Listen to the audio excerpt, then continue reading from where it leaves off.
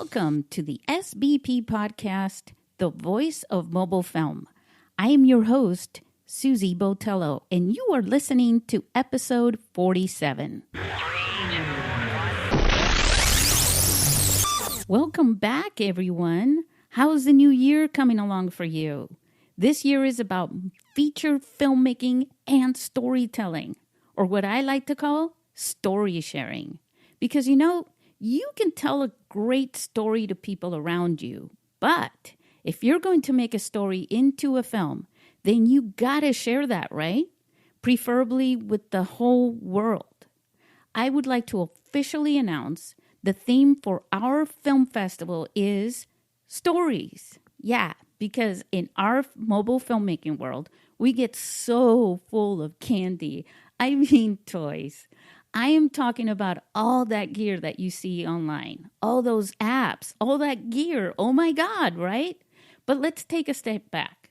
Before the apps and the gear came along, there were people making films using cell phones and smartphones without all that stuff.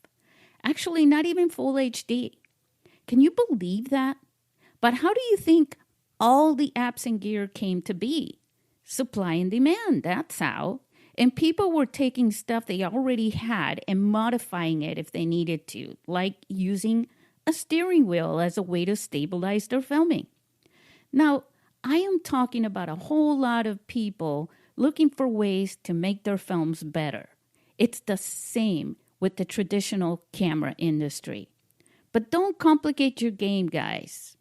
By now, you've heard of a certain Hollywood and television director who has said publicly that he will be making films from now on using only iPhones. Think about that for a minute. He has access to all sorts of professional gear, including cameras and funding, but he decided to get off the big cruise ship and hop into your little boat. My point is that you can use the apps and the gear to share your story and help your story out, but not the other way around. Your story is not going to get better because you use that stuff. The apps make the visuals, and the audio gets better when you're using all that stuff, and so does the gear. But if you forget to tell a good story, then you know what people will say about your video or film, right? They'll say, it was a great quality film or footage, but not much else. They won't be going to bed rolling your story around in their head.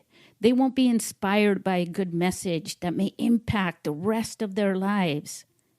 I'll give you an example. You've all heard about The Walking Dead, right? It's a television series. Do you talk about the quality of resolution, the sound quality, the aesthetics of the film or the TV show, or that they shot it with specific cameras? Do you know how many people are into that stuff other than filmmakers and industry people? Nobody. Everyone is talking about the storyline. Oh my God, Rick. Oh my God, Carl, the characters. Oh my God, they have a dog now. Oh my God. And they go to sleep after watching the latest episode, tossing, guess what? The story around in their minds. So if you're serious about mobile filmmaking, you got to remember your story. Some of you are going to kill me, I know. But most of what you hear is that you cannot make a good mobile film without this app or that gear. But it's really just how we talk. We all know that if you cannot wrap your film around a great story that only you can tell in this way or that way, it's just not going to be a great film. No matter how much funding or anything, it just won't. And remember, you can tell a story in many different ways. Romeo and Juliet is the same story as Titanic. Remember all of this. And then come to San Diego on April 27th and 28th this year to meet some pretty awesome storytellers and watch some great films that were all shot with mobile phones, just like what you have access to. in your hand or in your pocket. This is why we make a big deal in our film festival that the films are shot with mobile phones. Not because that's what matters, but because we want you to know that you can do it too. We want everyone in the world to realize that you don't need fancy cameras and you don't need to be intimidated by complicated cameras and processes. So that brings me to our guest, Stephen Palmer Peterson. Because one way to get deep into a story is to take time to actually do that. I mean, grab someone's attention with a story and take them along a path for a while in a way that makes them forget about how much time is going by. Pull them into a story where they are the protagonist and bring them inside a world that they have never experienced before, or at least in the way that you have created the experience. That is one of the powerful impacts of a feature-length film. Steve's film is going to be a part of the Mobile Feature Film Competition at the International Mobile Film Festival this year in San Diego. You can meet Steve in person and watch his film. I think you will really enjoy getting to know Steve and learn some things about his film and what making a feature-length film was like for him. So come on and join our conversation now.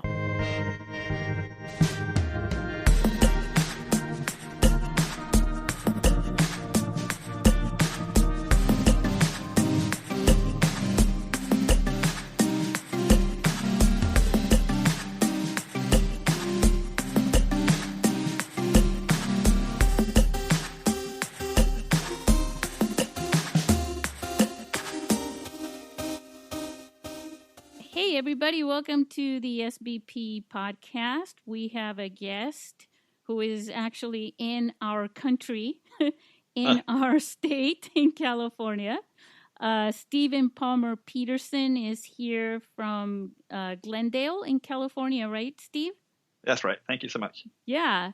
Instead of me introducing you, let me just let the listeners know that Steve is one of the mobile feature film participants, one of the filmmakers. The name of his film is Consensus Reality. It's a real trippy film that you'll have to come and see here in San Diego at the film festival and meet Steve. And Steve, if you don't mind, would you introduce a little bit about who you are and where you come from and what made you decide to make a feature film with your phone?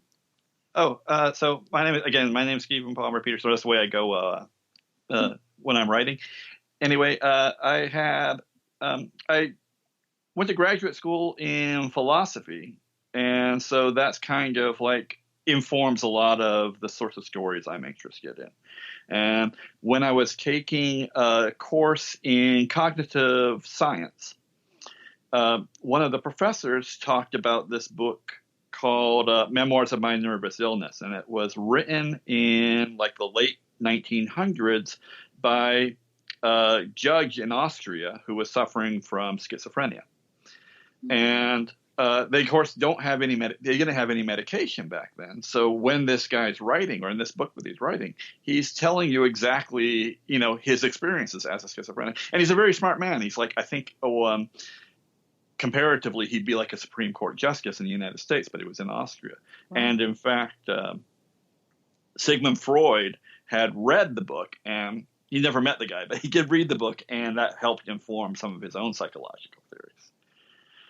Wow. But anyway, so it's like, I thought this was just fascinating to sit there and kind of have this inside the head look at somebody who came up with this entire sort of metaphysics and theosophy about the universe based on the fact of these delusions he was having. And so it makes a sort of internal logic, or there's an internal sense or internal logic to it. And I thought that'd be really cool to kind of like have a movie where we get inside the head of somebody like that and really just see it from his own perspective. And at the same time, can I ask you something really quick? No, don't be sorry. I'm totally interrupting you. But my mind is wondering, the book, because I haven't read that book. Is it told as a story, or how is the book? I guess you could say formatted in a way. I mean, it's actually the actual backstory is that he had, I think, voluntarily committed himself to a mental institution. And then after a while, he got tired of it and he wanted to leave. And so he said, and they said, no, we don't think you're well enough. The doctor said, we don't think that you're well enough to go out and be on your own. And so he had to go and convince another judge, to let him go. And so he said, all right, well, I'll tell you what, I'm going to write down all my experiences and, what I believe and what's going on, basically a journal. Mm-hmm. And when I show you what's really going on, you'll realize I am completely sane and let me go. And the book just shows you this guy has, I mean, he thinks like his internal organs are he's hollow on the inside, and, stuff just goes into him and vanishes. He thought that God was somehow drawn to him through rays of sunlight, and the rays of sunlight were nerves. So he had this really, really strange metaphysics. And actually, one of the weird things about it, though, is like, so you read the book, and he is a lawyer, so it's pretty hard to read. It's really slow and kind of turgid, but it's just, you're seeing inside, this is what this guy believes, and he believes it because he has these kind of delusional experiences. And so you had to take all that information and create a story that you could put together and structure it as something we on this other end, right, could kind of comprehend. Right. Well, it's basically a science fiction story if you take it seriously. Yeah. So I thought that would be kind of fun. I mean, obviously, I didn't really have the budget to kind of like sit there and do this really elaborate science fiction story. So, but I thought like, oh, okay, I thought there was a way I could, because I didn't need a bunch of actors for it. I only needed a few characters. So I thought there was a way I could do it. And also, my wife lives in New York and I'm in LA because I have to do some writing. So I kind of travel back and forth. But anyway, it makes it possible for me to go just film this in New York. And New York's very friendly to independent filming. You don't need permits. You can film in Central Park for free. As long as you're not sitting there laying out a bunch of cables and wires and putting up lights. So if you're walking around with handheld cameras and even handheld microphones, they won't even hassle you about that. You can film on the sidewalks. You can film in all sorts of locations. And it's just very friendly to that. Well, yeah. Well, permits are supposed to be all about you're causing an intrusion, in the flow of, the public from here to there type thing. So if you're not doing that, technically, you shouldn't really need a permit anywhere, right? Well, I mean, in Los Angeles or basically anywhere in California, you need a permit to do anything. You need a permit to film inside your own house, in your own backyard, and they'll charge you for it. And it's a lot of work. So, I mean, if you go outside of the state, then it kind of like very much depends on municipality. I had worked on another film, and we had filmed down in Mississippi, and it was a bigger movie, so we had like more money and everything like that for that. So that was less of a worry. But there they were like, we went into this one little town, and they were like, oh, okay, we'll have the police come out here, and we won't charge you for it, and they'll like make sure that they're blocking traffic, and we'll give you all this parking space for free. And it was just like, they were so tickled to have a film crew in the town that they were just very generous with us. But shooting in California is, you can kind of sneak around and get a lot of shots, but technically speaking, you're breaking the law. Interesting. I'll have to dig more into that. Right. Yeah. It might be different in San Diego. I mean, I'm talking about the Los Angeles area, and obviously the Los Angeles area, there's so much kind of TV money floating around. So everybody sort of has this expectation that this is how I make a little extra cash. Right. Yeah, it could be. It could be because I know I've worked on several films here. I worked on a film in Big Bear. I know we needed permits there. But in San Diego, if you're filming out in the rural areas where there's houses and things like that, you just call the sheriff and let your neighbors know that you're filming. Okay. That way they can all run skill saws and weed whackers. Right. I know. But yeah, go ahead and keep going. This is interesting. Okay, yeah. So anyway, what did I say? Oh, I don't know if I mentioned this part. So this guy writes the thing in order to convince the judge to let him go free, right? Yeah. And of course, it shows beyond a shadow of a doubt that this guy's really severely schizophrenic, right? However, I mean, this Paul Schraber is his name. He's still a judge, and he had a good argument. He said, and this wound up, I think, creating a bit of a precedent that's lasted even until now, is I think one of the side arguments was that, well, even if you don't agree with everything I'm saying, I'm not a danger to anybody, right? Exactly. And so the judge kind of came around and said, all right, well, yeah, you are nuts, but you're not a danger and you have the right to go home. So you have the right to go home. And obviously we see that nowadays too, right? It's like, crazy people can wander around all they want as long as they're not hurting anybody. Right. It's true. It's Yeah. true. And honestly, you just tapped into something there because, yeah, their imaginations are just exploding. Right. I was always kind of curious what's going on inside there. I think like maybe, I'm just kind of like guessing, but it feels to me a little bit like what happens a bit in schizophrenia. It's like, we all have these trains of thought and we have our own kind of internal dialogue going on. Yeah. And, thoughts are coming at us from different ways, but we realize it's coming from our subconscious or it's coming from different parts of like, oh, these ideas are just popping up. And I think perhaps schizophrenics just maybe for the brain processes it differently, and so they think these thoughts are coming in from the outside as opposed to from themselves. And if you thought coming in from the outside, it's kind of in a way, kind of like dreams, right? Right. But even so, we know dreams are coming are our own. Whereas if you have because one thing I also read books by modern books by people who have schizophrenia but have had it treated because they've taken the medications or something along those lines. Yeah. And they would talk about and they're able to sit there and put some distance between themselves and the illness. And they're able to say like, okay, when I heard the voices, I couldn't believe that the other people in the room weren't also hearing them. They thought they were everybody else was kind of in on the conspiracy because the voices were so obvious and so there. Mm-hmm. And that would be, I think it'd just be like a weird experience to be in that situation. Yeah, well, it would kind of induce the paranoia that is really common with that too. Right.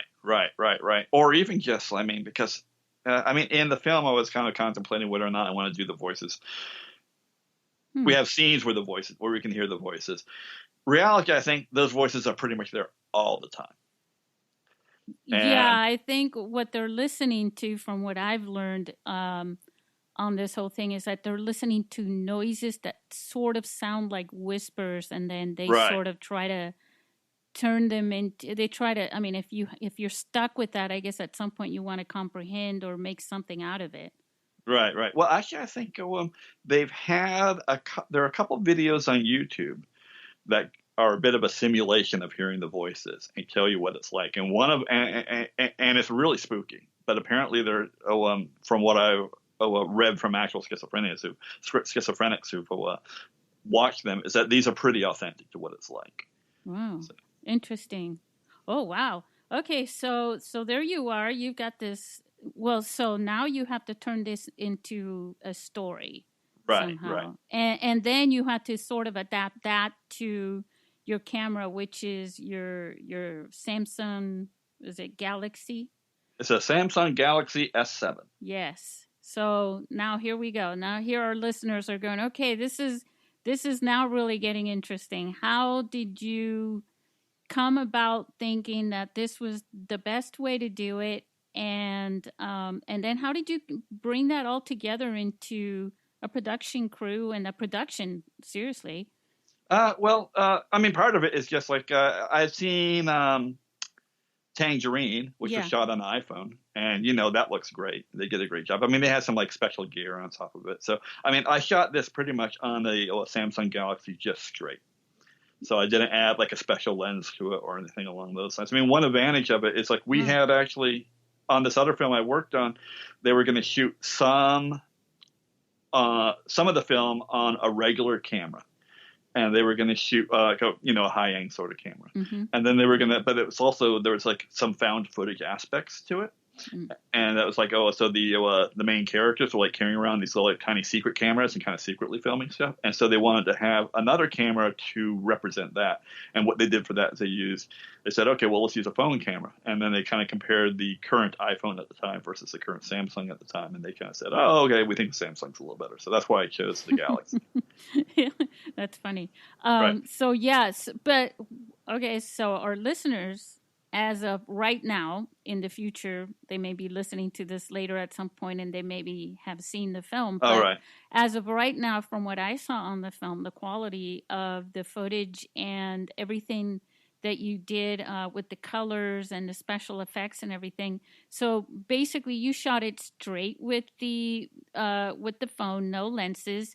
Right. Did you use some sort of stabilizer or gimbal or anything like Yeah, that? I used Tripods? a DJI Movi, I guess it is, the little Okay. one, the little handheld one, and that was fantastic. Actually, I had used two gimbals because I had a older one, and I forget the name of it now, but listeners shouldn't get it anyway. Right. It had trouble holding up the camera. The camera's or the phone's a little bit heavier than it was used to, and so and it used the motor to keep it kind of balanced, Mm-hmm. and it wasn't, and so that motor just got burned out over the course of because I had a very limited budget and I was trying to just do it myself, so I shot it in 2 weeks. And the first week I shot using that, and the gimbal gave out. Then I went out and right away I got this DJI. And the nice thing about the DJI is that you can go inside there and kind of mechanically balance it. They have it's a very good setup, and it just moved really smoothly. I actually did have a director of photography, Arrow Waxer, and she's like a friend of my wife, and so we had her go around and use it. We did some. I mean, it's amazing what you can do with it, and I really wish I had even done even more because there's this one nice shot inside there where he's orbiting our two actors and just kind of walking around them in a circle. And it turns out really smooth. We don't have to lay down dolly track or anything like that. And we're doing it in the middle of Times Square, right? Because it's completely legal. You can go ahead and do it. It's like, right. And also when you're moving like that, it's like, okay, well, the faces in the background, you can't really see them that well anyway. So it works out pretty good. And no, that was that was a great device. And the battery lasted, or you could carry multiple batteries and you could recharge them. So you could have a battery that will last you for the whole day of shooting. Wow. And so then everything else, because I know it's important to have decent footage at least and right. stable footage when you're treating it later in post-production. Right. Okay, cool. Wow. And I'm really impressed. Sorry. And was this the first film that you shot this way? Yeah, it's the first film I've shot. It's the first film I directed at all. So, and it's certainly the first film I've ever shot on a phone. I mean, I think looking at it, obviously, I think filmmakers like using, better cameras and stuff like that. I knew going into it that one of the problems would be like with a regular camera, and you could use depth of field. Mm-hmm. And you can change do we have deep focus? Do we have shallow focus? We can keep, we can blur out the background if we want to.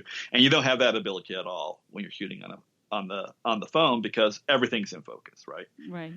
But if you look at older films, prior to, certainly even if you go back and you look at Stanley Kubrick's films, everything's in focus, right?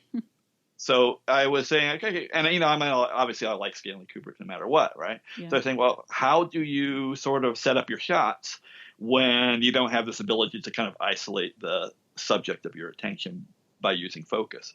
And he has the advantage, or when he's doing it, of course, he completely controls the set, so he can do it with set design to a certain degree. But also, that's I would look at it for framing certain shots. So it's okay, I framed this one shot like a scene from The Shining or something along those lines, and hopefully that will work out. So you're basically working around the camera that you have, but your right. focus is more, I think it almost forces you to focus more on the storytelling aspect and how to right. film that to enhance the story. Because it right. did. In the end, it really did have an effect on the story, I think, from the perspectives and things like that and the angles that you used in film. Well, one of the nice things is when you are doing this, and also when you're kind of shooting a small film like this, is that I spent an awful lot of time location scouting because, I could spend, a month in New York just walking around the city. And I did that. And so I went and I scouted all the locations. And I don't need to pay for the locations. So I can use any location that looks good. And moreover, when I was doing my shot listing for it, what I would do is while I'm looking at, if I'm going to Central Park and there's this one location where you're underneath this sort of tile mosaic roof and everything along those lines. And I could use the camera I'm going to be using to shoot the film, I could take a photograph and I say, okay, here's going to be one shot. And then I can go over to this other location and say, okay, here's going to be an angle and here's going to be the other angle. So this is the way I'm going to shoot my coverage. So, you can't do that. I mean, I haven't done that I'm mostly a writer, but on the other films I'm working on, you show up on set and you figure out how you're going to shoot it. Right. You're able to plan a lot more because, well, for one thing, you're using locations that you're able to kind of like go ahead and just choose the locations ahead of time. But also because you have the actual camera that you're using, you can kind of do it right there. Exactly. You don't have to simulate it and then find out later that doesn't work. Right. Exactly. Yeah. Oh, that's pretty interesting. You hear that, guys? Talking to our listeners. Yeah.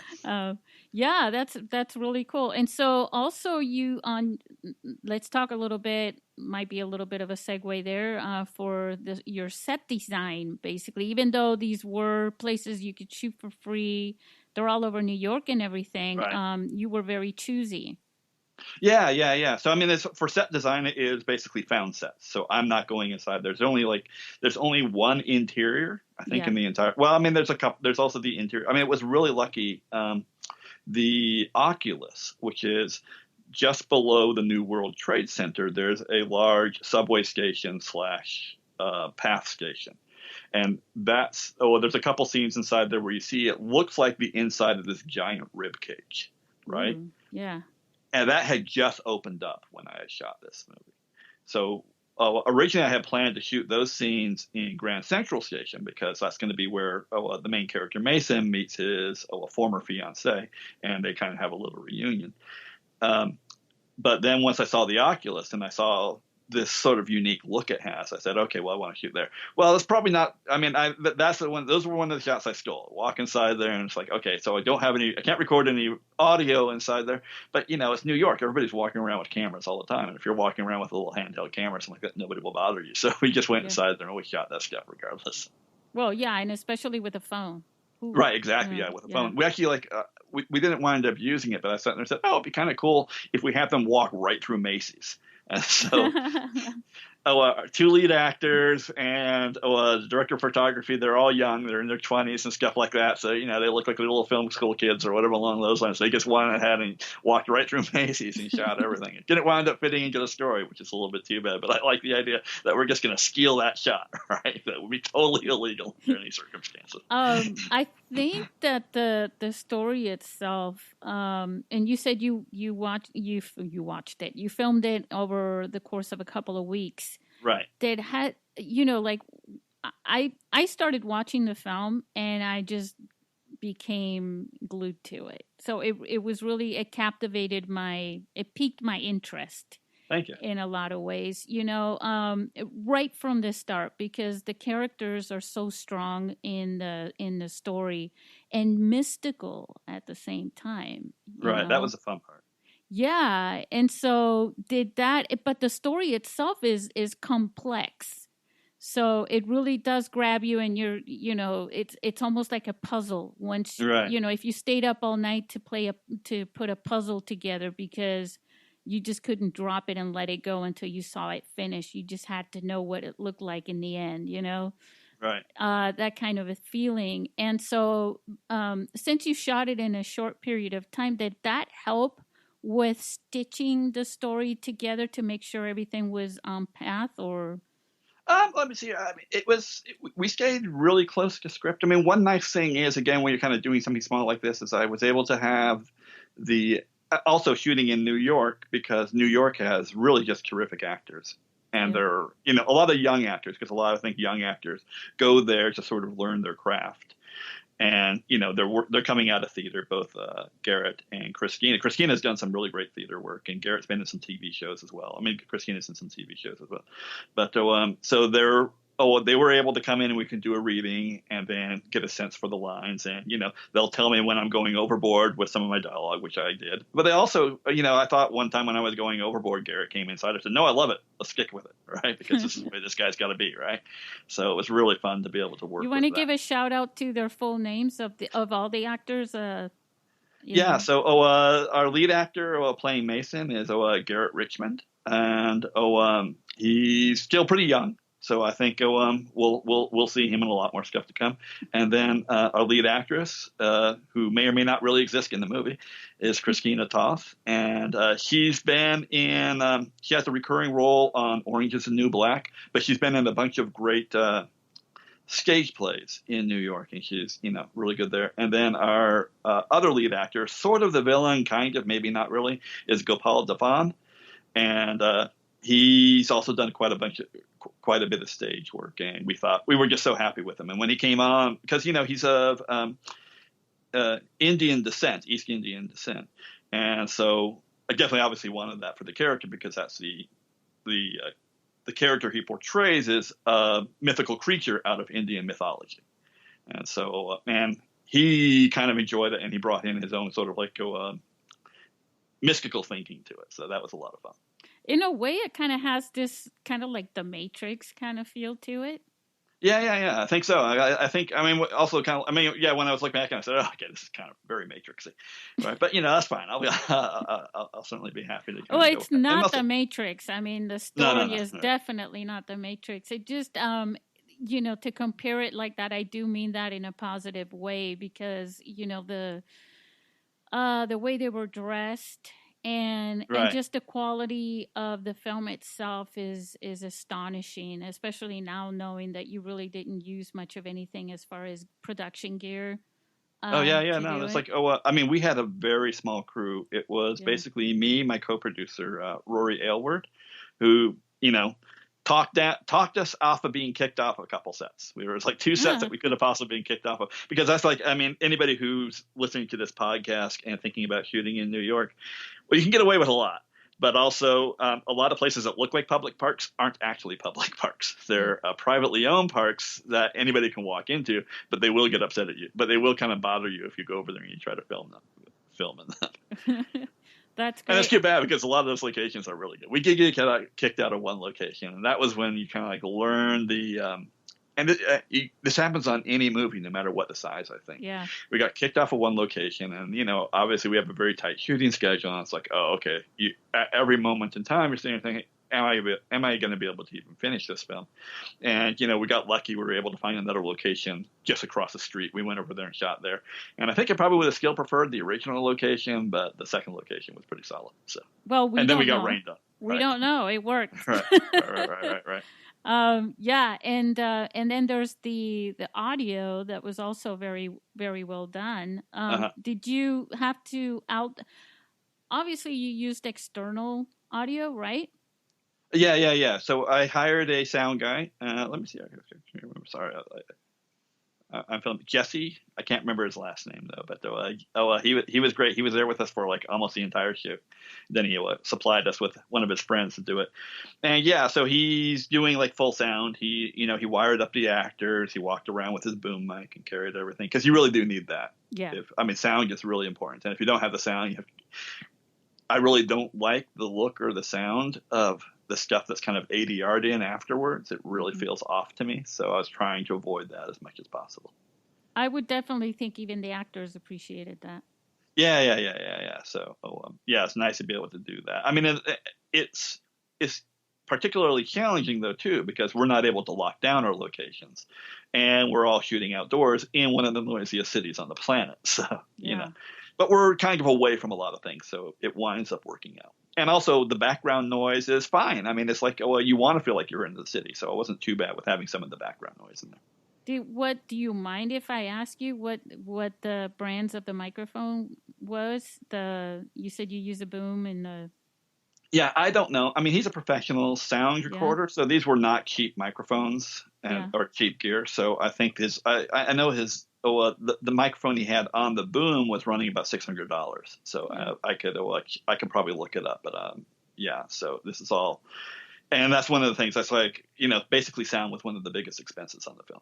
Yeah, well, it's really important, and like again, for listeners, the quality of the footage in the film, when you see it, you really don't know that this was shot on a phone. Yeah. Actually, that's one of the things that impressed me so much. Again, when I was also thinking about cameras here too, I think I'm trying to think if it's a S7 or an S8 I have here. But anyway, I had like the Galaxy S6, I think, and then I had to upgrade to the S7 and gave the S6 to my wife. And the reason why is because the S6 could only shoot 4K video for 5 minutes. Oh. 5 minutes of 4K at a time, whereas the S7 could shoot up to 10 minutes at a time. And 5 minutes is just on the edge of what a scene, especially like some of my scenes are pretty long, or at least a couple of them are. 5 minutes would just be on the edge of what you could put inside there. And so you'd always be kind of worrying that, oh, okay, we're not going to be able to get the whole stuff. So I did do that. But then at the end, okay, I've shot everything in 4K, right? Yep. And so now this gives you the ability in post to sit there and push in or turn one medium shot into a close-up, because I'm only going to finish it in HD. I'm not going to be delivering a 4K film. Right. At this budget, right? So it's like, so that means like, oh, okay, I'm fine. I can sit there and all of a sudden now all my medium shots are close-ups too, right? So that saves you some time. Wow, that's really cool. Yeah, and the other thing to that, because it's so dialogue heavy, that some of your longest are going to be, and that's something for listeners to keep in mind, that if you have a lot of dialogue in your scenes, they're going to be longer. So you're going to need to, your shots are going to be longer as well. Right. Yeah, I suppose also, because I imagine some of your listeners are going to be thinking about doing the same thing. Is one of my, I had two concerns kind of going into the shoot on some mechanical aspects of it. Is one was like, oh, how much am I going to have enough memory on the chip in the camera to handle, like, say, all the shooting for the day, because I'm not going to be able to download it until the end of the day, right? It's not like on a regular set where you sync it off to a DIT or somebody else and they kind of like make multiple backups of everything. Yeah. Well, that wound up not being an issue because, it's not like a big camera where you're shooting uncompressed footage and you can do all sorts of nifty stuff with it. Phones will give you what they do use, like compression algorithms. So technically speaking, it's not as high quality as what you would see. Again, you can't really tell most of the time. And remember, some of the greatest films were shot on, grainy black and white. So, you don't have to worry too much about that. Sometimes what happens, though, is that when you're recording the audio also with the phone, even if you're using an external mic, it affects the memory and the dialogue, and so things get out of sync. Oh, right. But you were using external audio, so I would think that helped a bit too, so that you couldn't really notice any difference, anyways. Right. I just did like any normal, like what you do on a bigger film shoot. We had the clapper sticks, and then I use whatever that software is to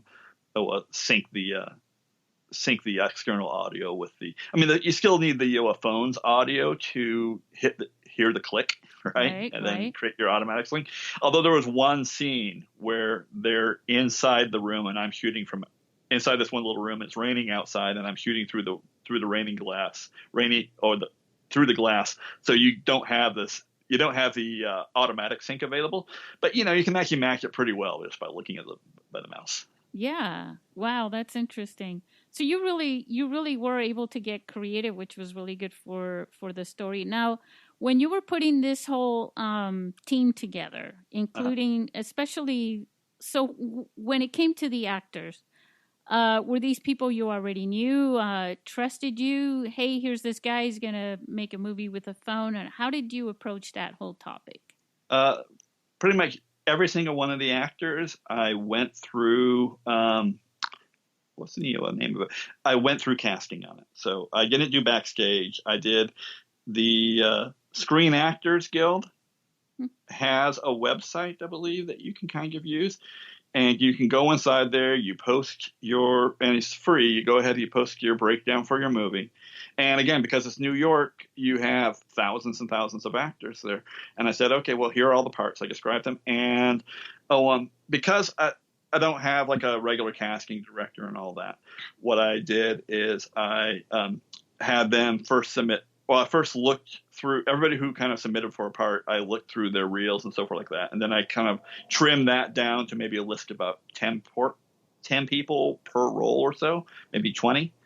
And then I said, okay, well, could you please submit a self-tape? And because everybody else has phones nowadays, or at least has friends with phones, they submitted self-tapes of their own auditions. And then I went from that list down to about 3 actors per a role and brought them in for actual auditions using studio space in New York City. So, and that's another thing I think when you're doing a small film kind of independent like this is I gave myself an awful lot of time for that. So I started that process out 3 months before the movie started, and I just looked through everybody as much as possible. If they were willing to submit their headshot, then I was willing to look at their reels. I've seen a lot of independent films shot with straightforward, I don't want to say the old-fashioned way. I want to say the traditional way, right? Uh-huh. Because it is the traditional way, cameras and bigger budgets. I mean, even $1 million is a small budget, Not anymore. Film, right? yeah, that's a problem. It's like it used to be a small budget. Now I think even like you look at like a lot of the really good independent films, there's like $700,000, something like that. Yeah, and so I've watched some of these films, and they pay a lot of attention to the aesthetics of the film.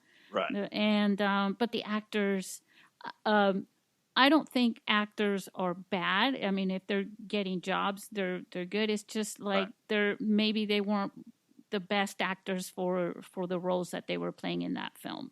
Right. Well, I sometimes worry that like a lot of people, especially if you're filming outside of say Los Angeles or filming outside of someplace where people from Los Angeles can't drive over to you or someplace outside of New York, because we did make a movie down in Mississippi this one time and we were casting locally for a number of the roles. Yeah. And there's just a lot fewer people there. Mm-hmm. So it wound up being, more of a struggle to find people that you were happy with. Yeah, and also, but in the end, it's the director's responsibility to make sure you bring that out from your actors to bring out the best in them, and also it shows in their roles and how comfortable they are with it. And again, this was a complex story for them to have to portray this the characters. And films aren't like theater where they're shot, or I should say they're performed, right? Straight through. So how did that all work out with them? Well, for instance, Garrett Richmond, he, was very serious, approached it very seriously. And he has to work every single day, pretty much all day, because, we're shooting on a very compressed schedule and, he's got to work at the same time and all this sort of stuff. So, but he had a binder that he would bring in, that the script inside of it, and it had all the side scenes, and he'd say, oh, okay, what was coming before, so he'd know what to do. So he'd put all his notes inside there and he'd refer to that. But he's sitting there and he's got to memorize like 10 pages of script per day practically, right? Yeah. So that's a lot of work. Now, there's a little bit of an advantage because a fair bit of the scenes are, he's there and somebody else is carrying a little bit more of the dialogue, but still, that's just an awful lot of. Did you have a script supervisor or anything to help along a little bit, or? No. And here's the other thing, right? I think every actor made one line mistake in the entire movie. Wow. Right. I know, right? Given the fact that we have no script supervisor, and we're asking them to do a huge amount of work, and it's an irrelevant mistake anyway. So I was just like, that was really impressed with these guys. Wow. This was one of those stories that just was meant to be. Yeah. So it turned out. Wow. And so now what about you said you have a DP. So obviously your DP is probably used to, I don't know, red cams or whatever, compared to your Samsung. How did you get him on board? Era's really young, so he's been shooting like kind of like little guerrilla style films herself. Probably using. He is going to be using. I don't think he's using red. He's using red cams. He hasn't been doing that kind of stuff. Uh-huh. But he had, been using like I don't know what the. Like a Sony or something like that, like a consumer camera that you would have a lens on it. But even so, he just knew everybody knew what they were doing inside there, and so it's kind of like just framing the shot. And also, this is like the other advantage I think really of the shooting on the phone. And again, something that would have been nice is that you can do moving shots really easily, especially when you have a stabilizer. And it would have been I don't think this story was right for it or would have been fit, but to sit there and kind of do more stuff where I'm handing the camera through windows or something along those lines and passing it through doorways and moving up and down and things, because it's really light. It's not like even like when you're on a Steadicam rig, which is like a guy's like hooked up into, powered armor or something along those lines. You can just move this camera around however you see fit. And that would be fun to experiment with, I think. Oh, definitely. The cinematography tricks that you could do with that is really impressive. So you've got everything shot, right? And then you go into post, and did you get any surprises there? I'm trying to think if there's like any big surprises in post. Not really. I mean, it's a long process. I'm not an editor, but I had to edit it myself because I can't afford to pay somebody for 6 months of this. Okay. But the footage is easier to work with probably because it's compressed. Mm-hmm. So you don't really need as powerful a computer. And there's so much you can do now.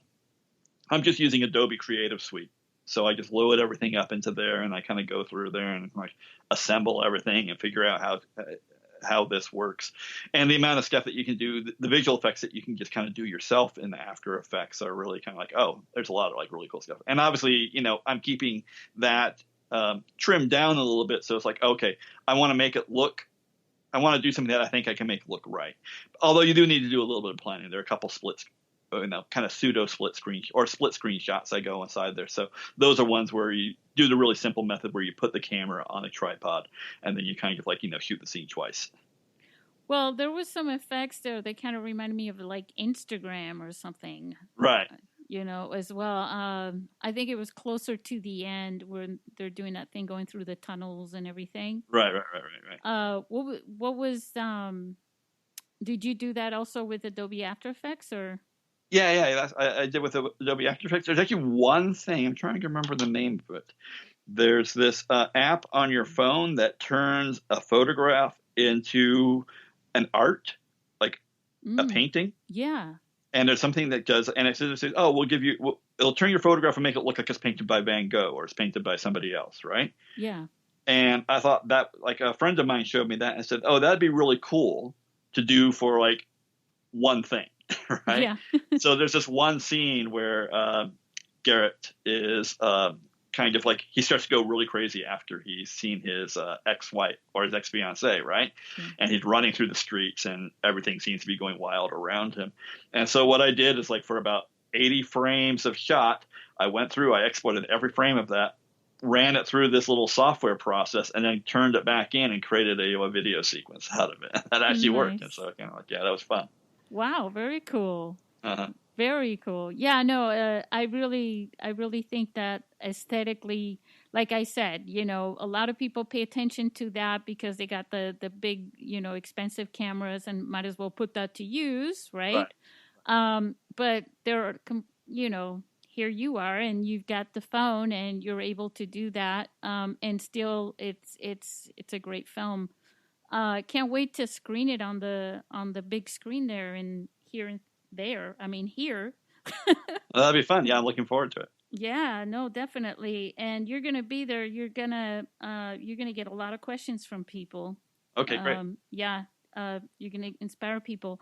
I want to play a little game really quick with you. I forgot to tell you about this game. But there's a little game that I like to play where it's a 20-second shout out game. Okay. And basically, I got a feeling that there's some very unique films that you love or that have affected you in your filmmaking career, or maybe just as Steve, that you just love these films, and maybe you can shout out as many as you can in about 20 seconds. Do you think you could do that? Yeah, I'll try. I'll start with the ones that influenced us the most. Okay, cool. All right. So ready, get set, and go. Okay, Primer. I forgot the name of it now. Following. Let's see here. We'll go with 2001: A Space Odyssey. Damn it! There's this film about parallel realities, and it was also kind of done on a small thing.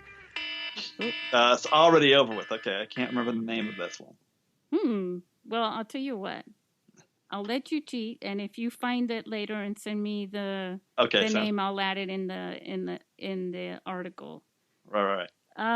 So let me see. Now I have no questions to ask you, so everything is coming off of what you've been talking about. But let me ask you this: what would you say, was the best part of filming with a phone?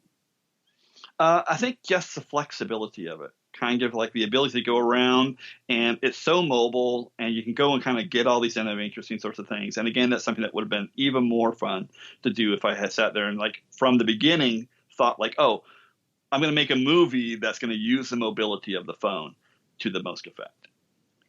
What would you say is the worst thing? I mean, probably like, I'll say two things, right? Interior shots with low light, really, the cameras aren't good for that. So that's why everything was pretty much daylight. And then it is nice to have control over depth of field, so you don't have any of that. Yeah. Well, you did do some night shots, though.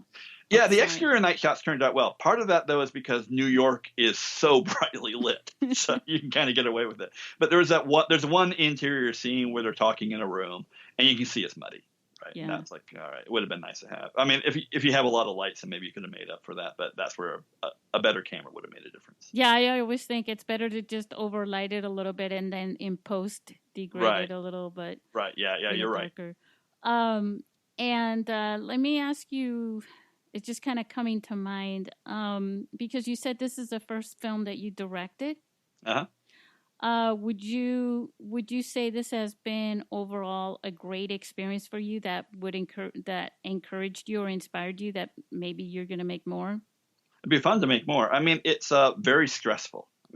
I'm mostly a writer. And writer, you're completely in control of everything. So you don't need to worry about it raining when you're writing a book, right? Or when you're writing a screenplay, right? Somebody else will deal with that problem. When you're directing and you're producing and like that, it's like, oh, now this is your headache. So that's like, there's that. But it's also really nice just to be able to be that involved in every step of the process. It's true. You're creating it from your imagination, basically. Right. Out. And would you say that there's something from the story, the book, I should say, the journals, the experiences that this story comes from, that you wish you could have captured better? I don't think the phone would have made any difference, but just in the film version itself. I think, well, I mean, going back and looking at it more than anything else, I wish it would have had more time. So it would have been less stress for the actors and, True. I mean, but I think that's a complaint of everybody who's making a movie. Oh, I wish we had more shooting days, but it's really true. It would have been nice to sit there and kind of do that. I think also, if I did have more money to be able to do more of a visual storytelling, because it's very verbal. And so it's like, if I go back and you look at, say, Shane Karras' Primer, he's very good at telling a visual story. And, that would have been nice. Do you ever read the book, The Shining? Yeah. So, and then you watched the film, right? Right. And well, certainly the Kubrick version is very different from the book. Yes, it really is, right? Right. And so was there anything like that you filmed your film had with the book? Oh, no. Well, for one thing, it's inspired by the book, but it had to be very different because the guy in Memoirs of My Nervous Illness is a 19th century judge, so his sort of mystical thinking and so forth like that is very centered in that kind of a environment. And I wanted to make it something like, oh, okay, what would a modern day sort of person, especially like a New Yorker, kind of come up with for their delusions? And so it winds up being kind of more new agey. It's kind of theosophy, and we're talking about Indian mythology and stuff like that. So I had to change all that stuff for my story, and also because that's kind of stuff I thought would be kind of more cool. Yeah, it definitely was cool. And so, do you still stay in touch with the actors, right? Yeah. Uh-huh. Yeah, and when they went to the screening, what did they like how you? Well, they had to all watch it online because we couldn't bring them out for Gen Con and stuff like that, and they're all based in New York, so it's like a little bit of that stuff, right? So, I mean, they're all kind of working on their own stuff. I think they're all like, all right, does it get a big release? We'll see. Well, I think definitely it should. It definitely. Is there anything else that you'd like to add to our listeners that they may, my aim with this podcast is to give people like you a voice, but I think by doing that, as a consequence, it inspires others. Right. Is there anything that you can think of that you would like to add? Oh, there was like one little thing. It's like very kind of a technical detail. When you're shooting on a phone, the battery becomes a problem. So that was a solution I needed to figure out, was because I'm shooting it all during one day, because you can't just replace the battery on a phone like you can on a camera. Right. So what I did is I used especially nowadays, it's not so bad. You have these external batteries that can use like USB 3 charging. Yeah. So what I would do is, like, because we're walking around the city in between shots, so we shoot a scene, and by the time I was finished shooting the scene, I'd be down to about 25% battery charge. But I could plug it in while we're walking to the next location. I could plug it into one of these external batteries, and it'll usually get back up to about 85%. So that's what carried us through day to day. It's like these external battery packs. Yeah, and they're fast chargers. Yeah. I used them during Comic-Con. Just because your battery dies within, it seems like 10 minutes, but that's exactly because right. You're using, well, yeah, and the video dice, uses up more and right. more. Yeah. You're shooting in 4K. It's going to burn up some juice. Oh, definitely. Wow. Anything else? No, I guess that's about it. Yeah, that's it. Also, you don't need a muscular DP to run the camera. That's right. Yeah, our DP was a fairly short Asian girl. Very awesome. I love it. Yeah, I also think, there's the whole filmmaking, the movement for women in film, as well. And I think this is another option, which I think is very handy. Right. I'm not tall or super muscular or anything like that, and I know when I was out of college and I was invited to a local news station to possibly work there. And I remember the camera guy that walked in, and he had to wear one of those belts, like the moving people wear. And the camera itself was just so heavy. And I was like, wow, this is really not, Which is too bad, too, because, I mean, I think we're seeing a little bit of a change, because on like 2 other films I've worked on, we've had female directors of photography, including Consensus Reality, so that makes 3 at least I've been on. And I think perhaps even more than directing, cinematography has been kind of really male dominated. It's very kind of a macho sort of role on the set. So it's nice to sit there and see more female or more women being able to get inside there and do some cinematography. Well, even the traditional cameras have gotten smaller. Right. As well. And then the rigs that you wear also take a lot of the weight off, I think, too. But yeah, this is definitely way lighter. Like I say,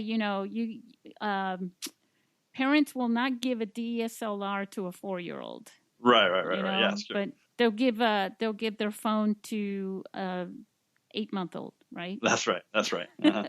So the next time I see a movie, I want someone with a toddler to make the next movie. That's right. I don't think it'll be as complicated. The camera is older than the camera person. There you go. Now there's a challenge right there, huh? Right. Awesome. Well, listen, I really enjoyed this a lot, and I want to let our listeners know that if they want to get in touch with you, what was your Facebook again for the movie, and then for you? Okay, our Facebook is Consensus Reality, the movie, all one word, just after Facebook.com. Okay. And then let me see, what's mine? I don't even know mine. Steve Peterson. Okay, great. All right, so that's how they can follow you. And what is the next movie that you're going to make? Do you have anything already in mind, or? We don't have anything kind of in the schedule right now. We have another movie that's coming out that I wrote for somebody else and worked on with somebody. It's called Replicate, and it's kind of a horror film, science fiction horror film that should be getting a release actually sometime in 2019. Great. Cool. And that's a bigger one, so more Hollywoody.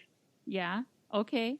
Well, maybe by April, you'll have something to share with our audience there at the festival. Okay, that'd be great. Great. All right. Bye, listeners, and I hope you enjoyed it. And subscribe to the podcast, and make sure you go see Steve Peterson on Facebook.